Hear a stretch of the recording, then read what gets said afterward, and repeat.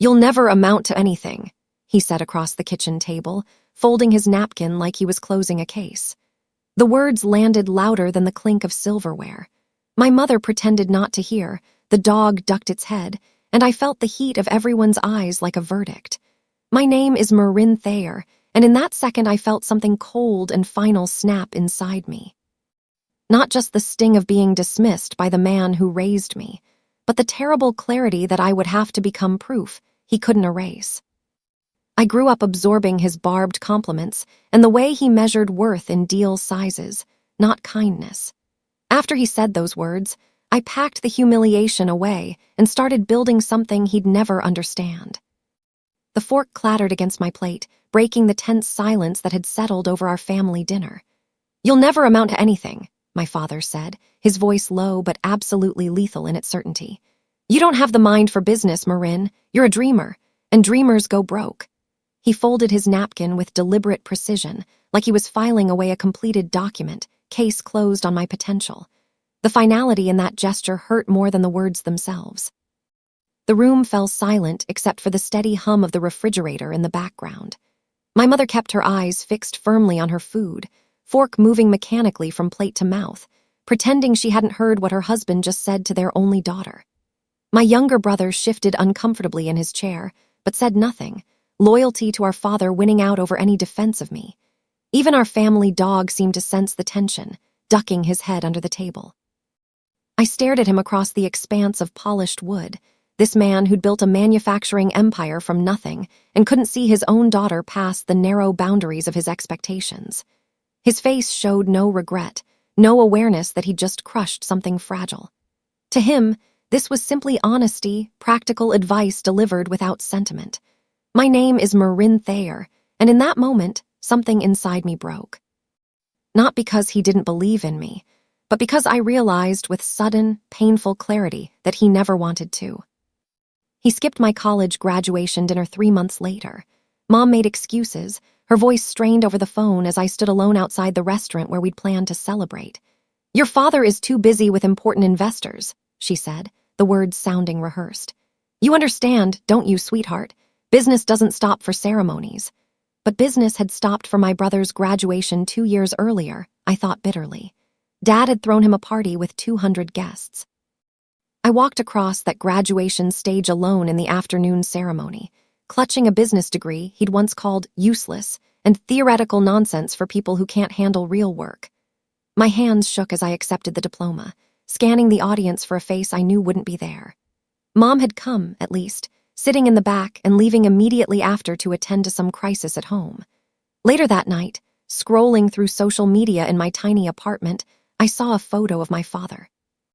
He was at a gala across town, glass of champagne raised high, smiling broadly at the camera. The caption read, "Celebrating another record quarter at Thayer Manufacturing."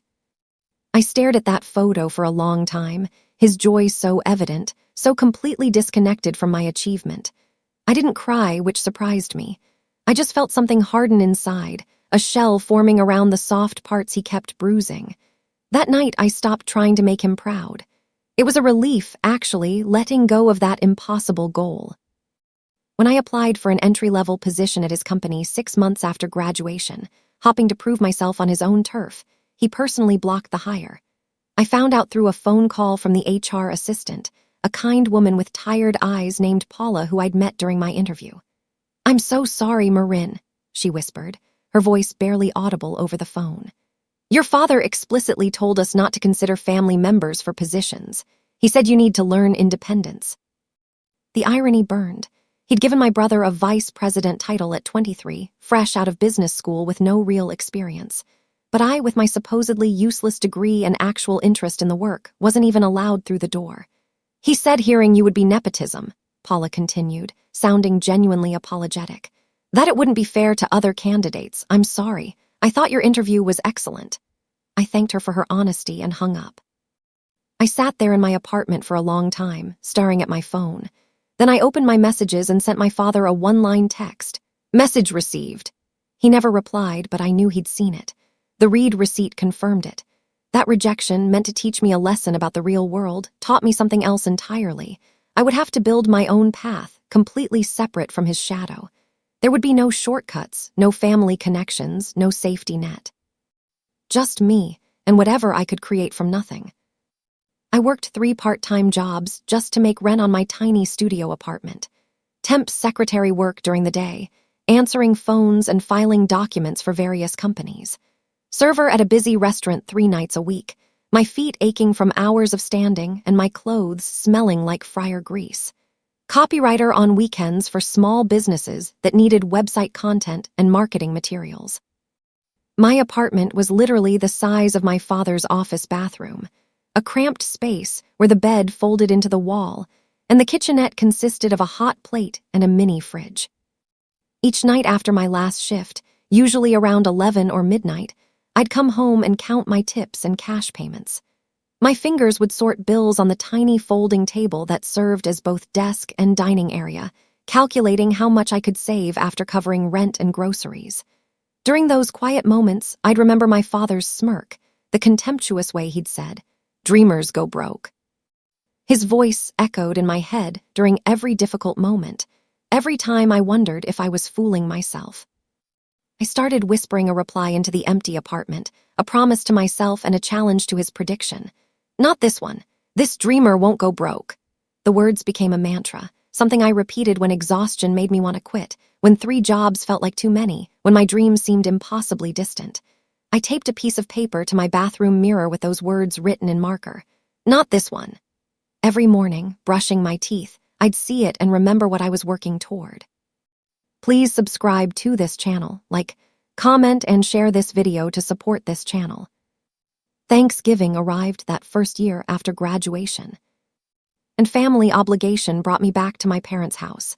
My father stood at the head of the table to make his traditional toast, glass raised high, his voice carrying the authority of someone used to addressing boardrooms. "To discipline and results," he announced, looking around at the assembled family. "The only things that matter in life. Everything else is just noise and excuse-making." His eyes swept the table before landing deliberately on me. "Some people," he continued, his gaze not leaving my face, "spend their entire lives trying to figure that out, trying and failing to understand what it takes to succeed." Laughter rippled around the table from aunts and uncles who'd heard him make similar pronouncements before. They thought he was being philosophical, sharing general wisdom. Only I knew he was talking directly to me, using the family gathering as a stage to publicly reinforce his judgment of my worth. I excused myself quietly, mumbling something about needing the bathroom. I locked myself in the guest bathroom downstairs and sobbed silently into a towel, my body shaking with the effort of staying quiet. 20 minutes passed before I could compose myself enough to return to the table. The next morning, still angry and humiliated, I applied for a small business grant, something local and modest but entirely mine. I filled out the application with shaking hands, fueled by spite and determination in equal measure. The first time a small bakery hired me to handle their accounting, 3 months after that awful Thanksgiving, I worked until sunrise to make their books perfect. The owners, an elderly couple who'd been struggling with tax compliance and financial organization for years, had hired me as a last resort. They couldn't afford a big firm, and I was cheap and determined. I sat in their cramped office above the shop, surrounded by years of receipts and statements, and built order from chaos. When I showed them the completed work, explaining the systems I'd implemented and the money I'd saved them through proper deduction tracking, they both hugged me. Real, genuine hugs from people who understood I'd solved a problem that had been keeping them awake at night. "You're a miracle worker," the wife said, tears in her eyes. They paid me $400 and insisted I take a box of pastries home, their premium items that usually sold out by noon. That payment and those pastries represented something profound. It was more pride than I'd ever felt under my father's roof, more validation than any of his reluctant compliments or strategic silences. These strangers valued my work, saw my competence, and compensated me fairly. They didn't care about my last name or my father's opinion. They cared about results, and I delivered. I ate those pastries slowly over the next week, savoring each one like a small victory. The box sat on my counter as a reminder that my skills had value in the real world, regardless of what my father thought. On my birthday that year, my phone rang with my father's name on the screen. I almost didn't answer, knowing the call came from obligation rather than genuine care. But I picked up, some small part of me still hopping for something different. "Happy birthday," he said, his tone perfunctory. "Still working that hobby of yours, the accounting thing for small shops?" The way he said hobby made it clear he didn't consider it real work, just a phase I was going through. "It's a business, Dad," I replied, keeping my voice level. "I have multiple clients now and I'm building a reputation." There was a pause on his end, and I could picture him in his office, probably looking at his computer screen while talking to me, barely listening. "Sure," he finally said, his voice dripping with condescension. "Well, call me when it's real, when you're dealing with actual money and serious clients. We can talk then." The dismissiveness was casual, effortless, like swatting away an annoying insect. He hung up before I could respond, before I could tell him about my growing client list or the business courses I was taking at night. The dial tone hummed in my ear, and I sat there feeling small and dismissed, exactly as he'd intended. That phone call, meant to diminish me, actually clarified something important. I would never get his approval by meeting his standards.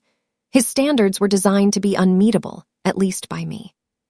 So I stopped trying to meet them and focused instead on my own definition of success. 2 months after that birthday call, disaster struck. My laptop crashed mid-project while I was preparing tax returns for 3 different clients. The screen went black without warning, and nothing I tried could revive it. I couldn't afford to replace it, not with rent due in a week, and my savings depleted from an unexpected dental emergency. I sat on my apartment floor surrounded by unpaid bills and paper files, feeling the weight of failure pressing down on me. "He's right," I whispered to the empty room, my voice breaking. "Maybe I can't do this. Maybe I'm not cut out for business. Maybe I really am just a dreamer who'll go broke." The admission felt like surrender, like accepting his verdict after fighting so hard against it. I pulled my knees to my chest and sat there in the growing darkness, too defeated to even turn on a light. Then my phone buzzed with an email notification. The bakery I'd helped months earlier had referred me to another small business, a coffee roasting company that needed accounting help. "The Harpers said you saved their bakery," the email read. "Can you help us too?" Hope came back disguised as work, as it often does. I borrowed a friend's old laptop, explaining my situation, and threw myself into the new project. That referral reminded me that good work creates its own momentum. That reputation is built one satisfied client at a time. My father's opinion didn't matter if my clients valued me. I attended a small business conference 2 months later, spending my last $60 on the registration fee. It felt reckless, spending money I couldn't really afford on something intangible, but I knew I needed to network, to learn, to connect with people who understood the challenges I faced. I wore a thrifted suit that didn't quite fit right and borrowed a friend's tablet to take notes, too embarrassed to admit I still didn't have a working laptop of my own. Halfway through the afternoon session on financing strategies, I struck up a conversation during the break with a retired investor named Lyle. He was in his 70s, silver-haired and sharp-eyed, attending the conference out of genuine interest rather than necessity. He listened to my story without judgment, asking thoughtful questions about my business model and my clients. Most people talked at conferences, performing rather than conversing. Lyle actually listened, really listened, in a way I wasn't used to. "You remind me of myself 40 years ago," he said as the break ended, handing me his business card. "Except braver. I had family money to fall back on. You're building something from nothing." He offered mentorship on the spot, suggesting monthly meetings to discuss strategy and challenges. "No charge," he clarified, seeing my hesitation. "I'm retired and bored. Helping someone with your drive would give me purpose." That chance meeting changed everything, providing guidance and wisdom I desperately needed but couldn't afford to purchase. For the next 8 months, I balanced client meetings, online courses, and endless nights of spreadsheets and financial analysis. Lyle pushed me, challenging my assumptions and expanding my thinking. "You're sharper than you think," he'd say when I doubted myself. "Stop apologizing for your ideas. You've identified market needs others are missing." Our monthly meetings became weekly phone calls, became daily email exchanges as my business grew and my questions multiplied. Every small win felt like reclaiming an inch of mental territory from my father's voice in my head. Each new client, Each successful project, each positive referral was proof that his assessment of me had been wrong. I started tracking my successes in a journal, not out of pride, but out of necessity. On difficult days when rejection or failure tempted me to believe his verdict, I'd read through that journal and remind myself of the evidence accumulating against his judgment. I learned to read financial statements faster than most CPAs, developed a reputation for finding money-saving strategies others missed, and became known in the small business community as someone who actually cared about her clients' success. The work was exhausting, but exhilarating. I slept 4 hours a night on average, surviving on coffee and the addictive feeling of building something that mattered. My tiny apartment became an office, papers covering every surface, my bed often forgotten in favor of working through the night to meet a deadline or solve a problem. A small business magazine ran a feature article about my consulting firm 9 months into my relationship with Lyle, calling it one of the most promising startups of the year. The journalist had interviewed several of my clients, and their quotes made me cry when I read them. "Marin saved my business," one restaurant owner said. "She found mistakes that were costing me thousands annually." Another client called me the most dedicated professional I've ever worked with, big firm or small. I bought 3 copies of the magazine, 1 to keep and 2 to mail. I sent 1 copy to my parents with a brief note. "Thought you might be interested in this." No bitterness, no pointed comments, just a simple acknowledgement of my achievement. My mother texted back within an hour, a heart emoji followed by "So proud of you, sweetheart." But my father said nothing. No call, no text, no acknowledgement that he'd received or read the article. His silence was its own message, one I was learning to stop waiting for him to break. But the article brought something more valuable than his approval: clients. My phone started ringing with inquiries from businesses that had seen the piece and wanted my help. My email inbox filled with consultation requests. Within 2 weeks, I had a waiting list. I raised my rates, hired my first part-time assistant, and moved from my tiny apartment to a small office space. The transition from struggling freelancer to legitimate business owner happened faster than I'd anticipated. Built on the foundation of reputation and referrals I'd been carefully constructing. One night about a year after that magazine article, my mother called crying. Her voice was shaking so badly I could barely understand her at first. "It's your father," she said between sobs. "He had a heart scare. He's in the hospital. They're running tests. He's okay, they stabilized him, but Marin, he keeps asking about the company. He's worried sick about the business." I felt my stomach drop, concern for his health mixing with the complicated emotions I'd been carrying. "Is he going to be all right?" I asked, gripping my phone. "The doctors say yes, but he needs to reduce stress," Mom replied. "They said he's been working too hard, not sleeping enough. The company has been having problems and it's taking a toll." I hesitated before asking the question I already suspected the answer to. What kind of problems? There was a long pause on the other end, silence that spoke volumes about things my mother didn't want to say. "Financial problems," she finally admitted, her voice small. "Orders are down. Some suppliers are demanding payment up front because we've been late. Your father doesn't talk to me about the details, but I know it's serious. He's been distracted for months, making calls at midnight, shouting at people." I assured her I'd visit soon and hung up feeling deeply conflicted. Part of me felt vindicated, watching his empire show cracks. But a larger part felt worried for the man who'd raised me, flawed as he was. I started quietly researching Thayer manufacturing, using my industry connections and financial analysis skills to understand what was really happening. The picture that emerged was troubling. The reports I could access showed a company bleeding money through outdated practices and lost contracts. Major clients had switched to more innovative competitors. Suppliers were indeed demanding payment up front due to repeated late payments. The manufacturing sector was changing, and my father's company was failing to adapt. Dad's once thriving empire was sinking, weighed down by his refusal to modernize operations and his belief that reputation alone would sustain them. Younger, nimbler companies were undercutting his prices with better technology.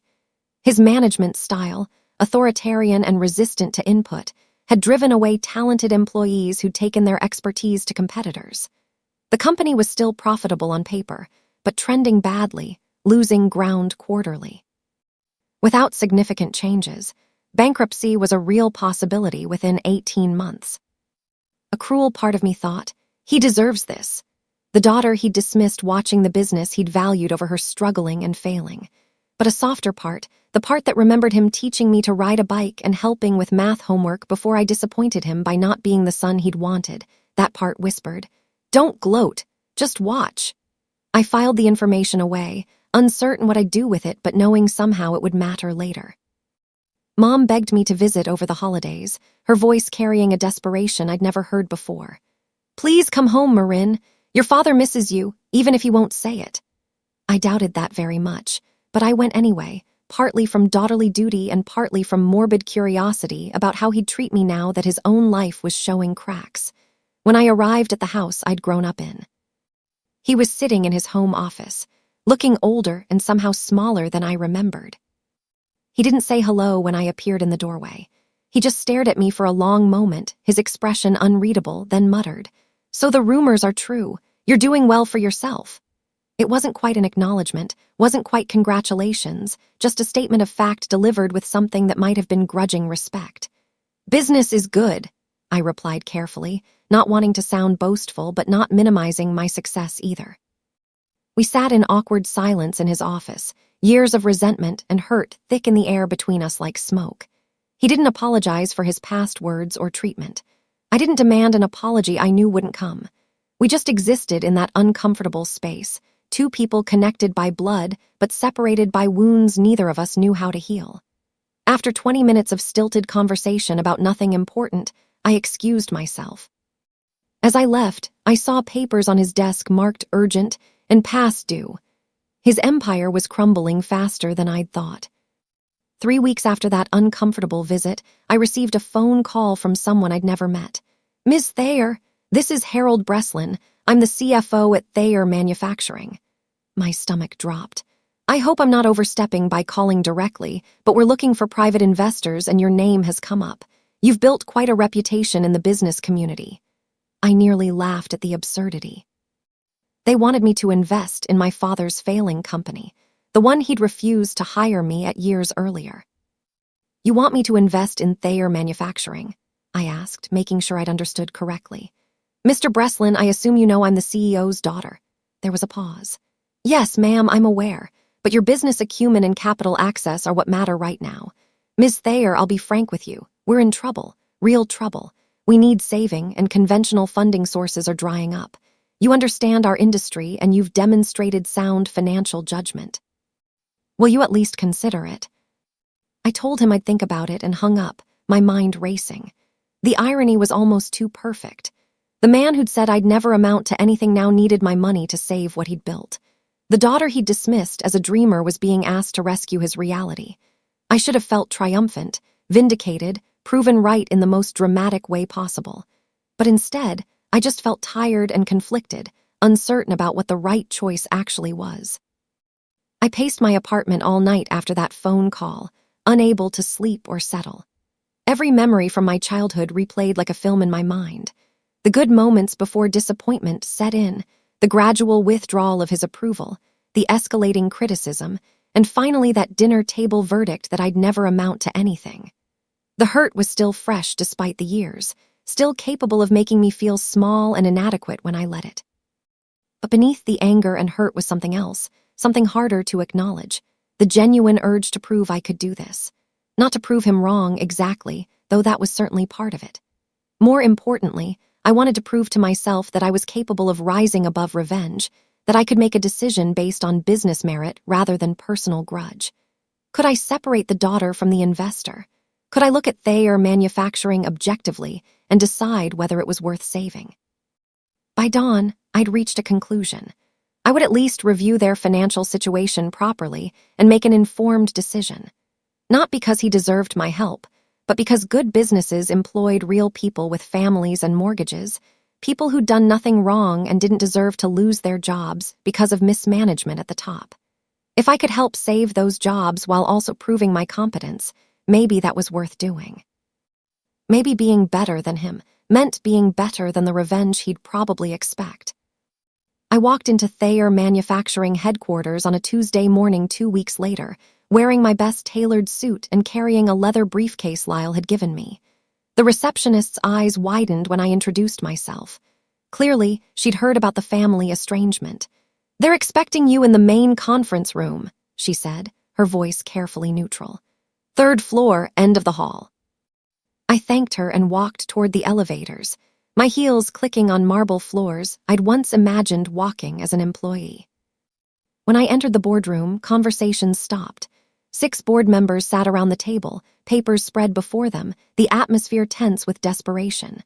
My father sat at the head of the table, his jaw tight, hands clasped so hard his knuckles were white.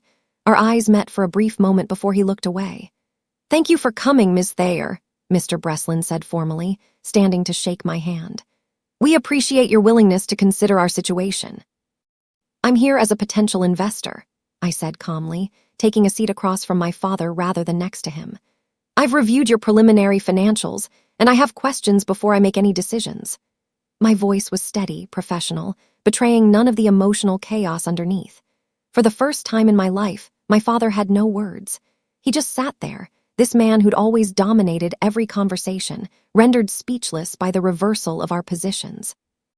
The daughter he'd dismissed was now his potential savior, and we both felt the weight of that irony. The financial review took 3 hours. I asked pointed questions about every line item, every declining revenue source, every operational inefficiency I'd identified in their reports. The board members answered honestly, painting a picture of a company in serious trouble, but potentially salvageable with the right changes. Throughout the meeting, my father said almost nothing, letting his team do the talking while he sat rigid in his chair, watching me dissect his life's work. "I'll invest under one condition," I finally said, laying out the terms I'd prepared. "I get 51% control until profitability is restored to previous levels. During that time, I'll implement necessary operational changes and restructuring. Once the company is stable and profitable for 4 consecutive quarters, control reverts back to the current structure, minus my ongoing minority stake." The room erupted in whispered conversations. This wasn't a simple capital injection I was proposing. This was a takeover, temporary but absolute. My father's face reddened, his hands gripping the table edge. "You can't be serious," he started, his voice rising. "You're asking me to hand over everything I've built too." He stopped himself, but we all knew how that sentence would have ended. To someone he'd declared would never amount to anything. "I can," I interrupted calmly, holding his gaze. "And you'll accept my terms, Mr. Thayer, or you'll close your doors by summer. Those are your options. I'm offering you survival. Whether your pride allows you to accept it is your choice."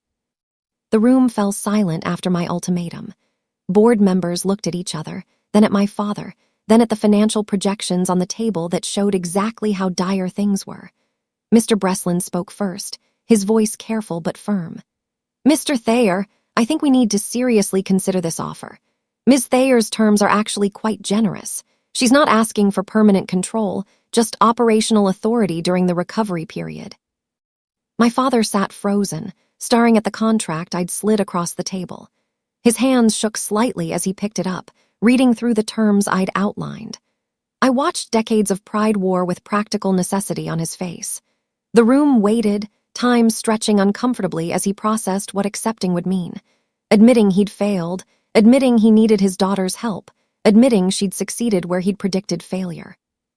Finally, with shaking hands and a face drained of color, he reached for the pen. His signature was shaky, nothing like the bold strokes I remembered from my childhood when he'd sign papers with flourish and confidence. This signature was defeated, reluctant, extracted by circumstance rather than given willingly. But it was legal and binding. Our roles had reversed completely in that moment. The man who'd once dismissed me at a dinner table now depended on me to save everything he'd built. The irony was so perfect it almost hurt to witness.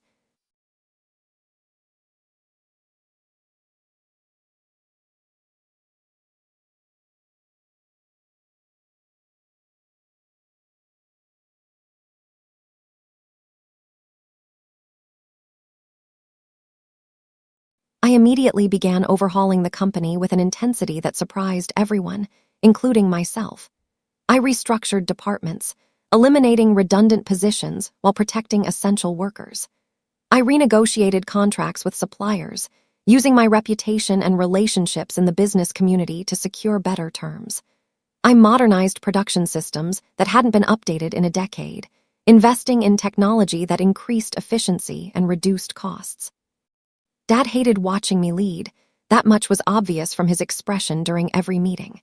He'd show up to the office daily, but had no real authority, watching from the sidelines as his daughter transformed his company.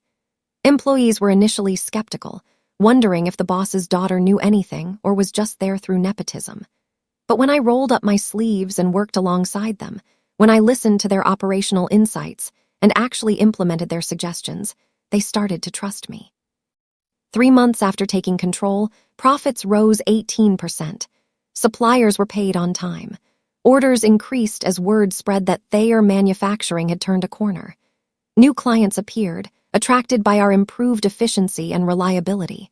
Even my father, stubborn and proud as he was, couldn't deny the results. He stopped arguing with my decisions, stopped questioning my strategies.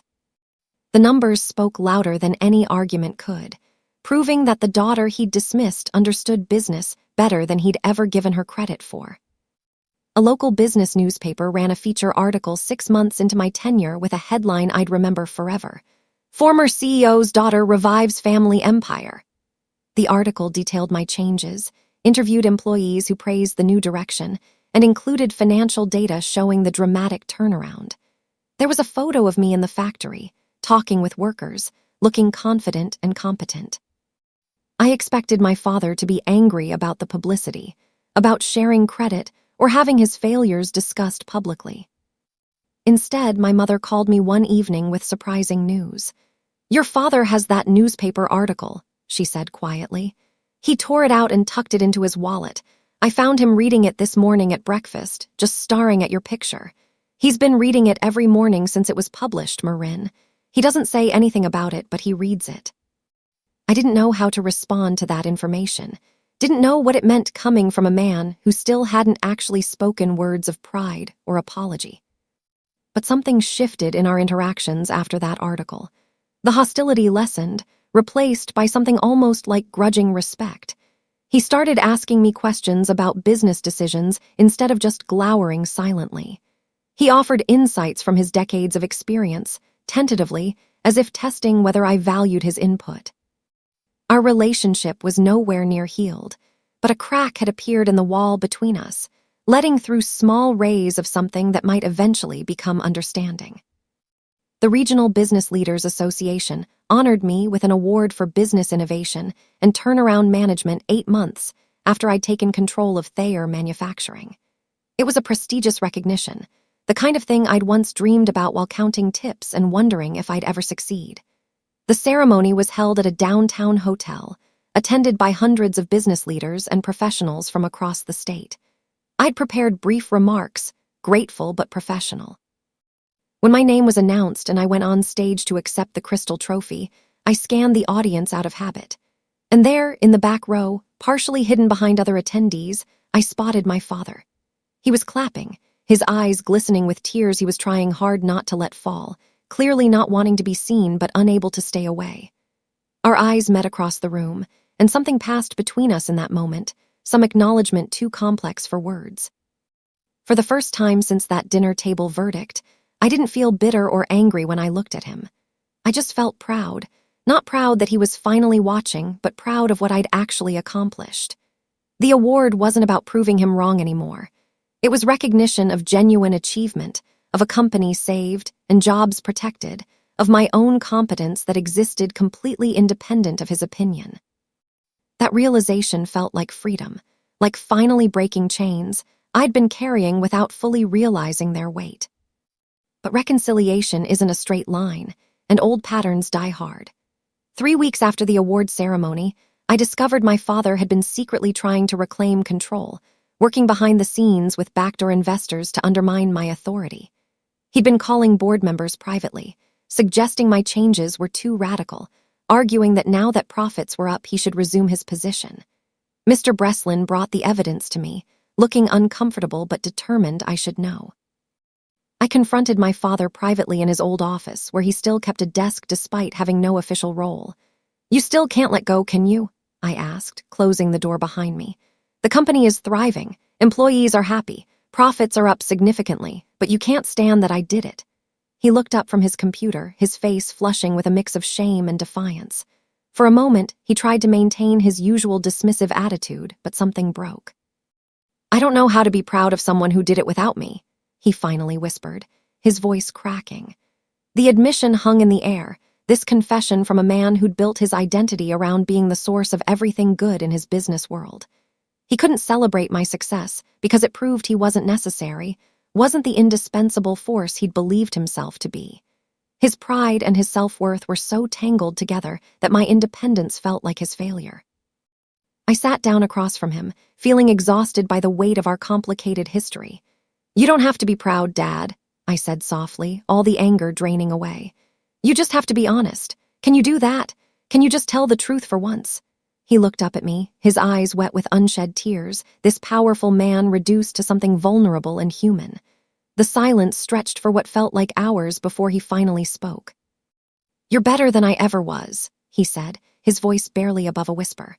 More innovative, more empathetic with employees, better with numbers, more adaptable. You've done things with this company in 8 months that I couldn't do in 30 years.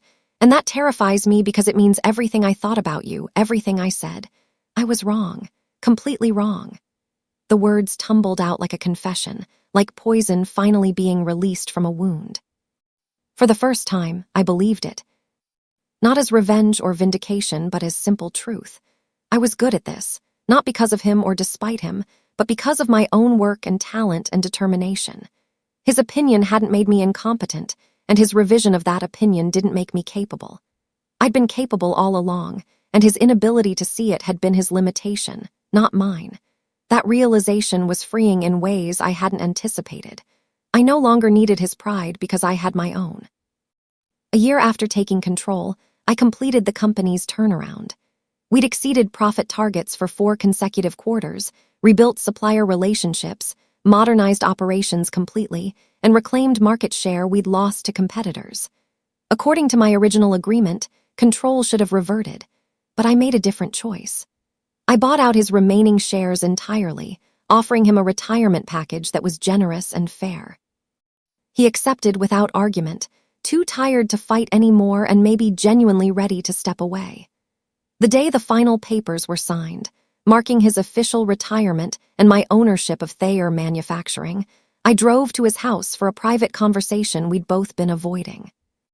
He met me at the door looking smaller than I'd ever seen him, no longer the intimidating figure from my childhood, but just an aging man who'd fought reality until reality won. Come in, he said quietly. We sat in his living room, the same room where family gatherings had once happened, where I'd felt invisible and inadequate for so many years. He reached for something on the side table, a polished wooden box I recognized from my childhood. I want you to have this, he said, opening the box to reveal his watch, the expensive timepiece he'd worn every single day for as long as I could remember, the one he'd been wearing at that dinner table when he delivered his verdict. It was my father's before it was mine. I always planned to give it to my son. He paused, correcting himself. To my child who would run the company. That's you, Marin. That's always been you, even when I was too stubborn and scared to see it. I took the watch, feeling its weight in my palm. Heavy and solid, just like the burden of his expectations had been, just like the responsibility I now carried. I was wrong, he said again, his voice stronger now, making sure I heard him clearly. You didn't just amount to something. You amounted to everything I hoped to be but never quite achieved. You're better than me in all the ways that matter. I'm sorry it took me this long to say it. I slipped the watch onto my wrist, the band still warm from where it had been sitting in the box. The fit was surprisingly perfect, as if it had been waiting for me all along. Thank you, I said simply, and I meant it not just for the watch but for the apology, for finally hearing words I'd needed for years. We sat together in comfortable silence for the first time in our relationship, 2 people who'd hurt each other finding a way to coexist without the sharp edges that had defined us. Over the next few months, we rebuilt our relationship slowly, carefully, without pretending the past hadn't happened but not letting it dictate our future. He visited the factory occasionally, welcomed as the founder but no longer trying to control anything. Employees called him Mr. Thayer SR. a sign of respect for what he'd built but clear acknowledgement that leadership had passed to someone new. He'd ask questions about operations, offer historical context when requested, and then leave without trying to steer decisions. I kept his watch visible on my wrist during board meetings and factory tour, a symbol that meant different things to different people. To employees, it represented continuity and tradition. To my father, it was acknowledgement that some things worth having get passed down through generations. To me, it was a reminder of how far I'd come from that dinner table, from counting tips on a folding table, from wondering if he was right about my worthlessness. Sometimes late at night, working in the office that had once been his, I'd catch my reflection in the dark window and see myself wearing his watch, running his company, succeeding where he'd struggled. The girl he'd dismissed had become the woman he'd needed. The dreamer he'd said would go broke had become the investor who'd saved everything he valued. The daughter he'd thought would never amount to anything had exceeded even her own expectations of what something could mean. Success, I learned, isn't revenge. It's not about making people who hurt you suffer or regret their judgments, though sometimes they do suffer and regret. Real success is the quiet reclaiming of every word they thought would define and limit you, taking those words and transforming them into fuel rather than letting them become chains. Every time my father had said, "Never," he'd actually been building my determination. Every dismissal had been adding layers to my resolve. The title of this story is one I still repeat sometimes when self-doubt creeps in, when imposter syndrome whispers that I got lucky or don't deserve my success. My father said I'd never amount to anything. Then I became the investor who saved his company. It reminds me that other people's limitations are just that. Theirs, not mine. Their inability to see your potential doesn't make you less capable. It just makes them less observant. I run Thayer Manufacturing now, fully and completely, with my own vision and values. The company my father built is thriving under leadership he never expected, proving that sometimes the person you underestimate is exactly the person you'll eventually need. The watch on my wrist ticks steadily forward, never backward, counting seconds that I own rather than ones I'm trying to prove something about. Time, like vindication, moves in only one direction, and I've learned to move with it rather than against it. My relationship with my father will never be simple or uncomplicated. Too much was said and unsaid, too many years of hurt accumulated like interest on an unpaid debt. But we've found a kind of peace, built on honesty and mutual respect, earned through actions rather than demanded through blood relation. He tells people now that his daughter runs the company, and I hear pride in his voice even if he still struggles to say it directly to me. The story isn't about forgiveness, exactly, or forgetting. It's about evolution, about two people who hurt each other learning to exist in new configurations, like bones healing, but never quite the same as before the break. We have weekly dinners now, cautious and careful affairs, where we discuss business and life, and slowly relearn how to be father and daughter without the weight of his expectations crushing everything between us. I've learned that proving people wrong isn't the victory I thought it would be. The real victory is proving yourself right. Discovering that your own assessment of your worth was more accurate than anyone else's judgment. My father's opinion of me shifted eventually, but my opinion of myself shifted first, and that was the transformation that actually mattered. External validation is nice, but internal certainty is everything. Sometimes success is revenge, sweet and satisfying. But sometimes, more powerfully, success is just success. It's the building of something meaningful, the solving of problems, the creation of value that exists independent of anyone's approval or disapproval. It's work done well because excellence matters to you, not because you're trying to prove something to someone who doubted you. That kind of success is cleaner, purer, more sustainable than anything built on spite alone. The watch on my wrist keeps ticking, marking moments that belong to me now. The company under my leadership keeps growing, not because I'm trying to show up my father, but because I'm good at what I do and committed to doing it well. The relationship with my father keeps healing, slowly, because we both finally want healing more than we want to be right about the past. And the girl who was told she'd never amount to anything has become a woman who knows exactly what she amounts to, regardless of who's watching or judging or finally, reluctantly, admitting they were wrong. That's the real ending to this story, not the dramatic confrontation or the tearful apology or even the transfer of power. The real ending is the quiet, ordinary morning when I woke up and realized I'd stopped thinking about proving him wrong, stopped measuring my success against his predictions, stopped caring whether he was proud because I was proud enough for both of us. That morning, his watch on my nightstand, my company thriving, my life fully my own, I understood that I'd won not by defeating him, but by finally, completely, becoming myself.